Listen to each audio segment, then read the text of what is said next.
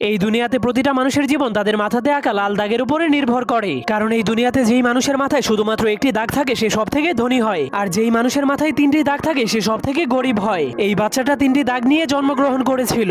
এরপর সে ধীরে ধীরে বড় হওয়ার পর সে দেখতে পায় তাকে শুধু গরিব মানুষের সাথেই থাকতে হয়, আর যাদের মাথায় দুইটি দাগ আছে তাদের গোলামি করতে হয়। এমনকি তাকে দুই দাগওয়ালা মানুষের জন্য সারাদিনই কাজ করতে হয়, যার ফলে দুই দাগওয়ালা মানুষের বাচ্চারা তাকে মারলেও সে কিছুই বলতে পারতো না। এজন্য সে একদিন লুকিয়ে লুকিয়ে তার কপালের একটা দাগকে মুছে ফেলে। এরপর কাউকে কিছু না বলেই লুকিয়ে লুকিয়ে দুই দাগওয়ালা মানুষের রুমের মধ্যে চলে যায়। কিন্তু সে ভিতরে যাওয়ার পর দেখতে পায় সব দুই দাগওয়ালা মানুষের এক দাগওয়ালা মানুষের একদমই চাকরের মতো সেবা করছে, যা দেখার পর সে অনেক অবাক হয়ে যায়। এরপর সে বুদ্ধি খাটিয়ে তার আরেকটা দাগকেও মুছে ফেলে। কিন্তু যখন দুই দাগওয়ালা মানুষেরা দেখতে পায় তার কপালে এক দাগ, তখন তারাও তার সেবা করতে শুরু করে দেয়। তখন সে জীবনের প্রথমবার এত সম্মান পেয়ে অনেক খুশি হয়ে যায়। কিন্তু তখনই হঠাৎ করে উপর থেকে একটা মেশিন চলে আসে। এরপর সকল এক দাগওয়ালা মানুষদেরকে টেনে টেনে উপরে নিয়ে যায়। এরপর সেই মেশিন তাদের মাংসগুলোকে কেটে কেটে তিন দাগওয়ালা মানুষদেরকে খাওয়ার জন্য